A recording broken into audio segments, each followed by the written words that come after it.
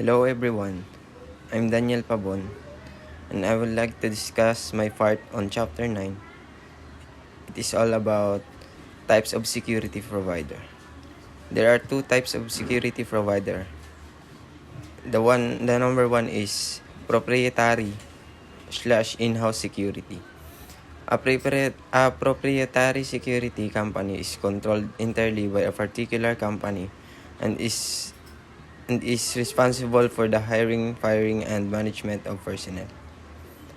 Ang proprietary security po is private po siyang security na pwede pong protektahan yung family mo and kahit sa business din po. Para po siya, bodyguard nyo sa bahay or sa businessman.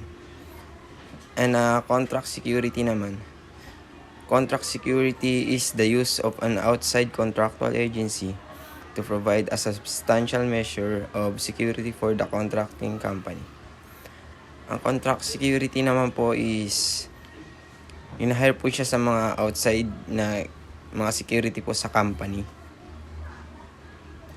Sila po yung mga nakikita natin na nasa labas na nagbabantay ng gates, nag-e-entry pass. Ayun po yung mga contractual security na hinahawakan po sila ng agency.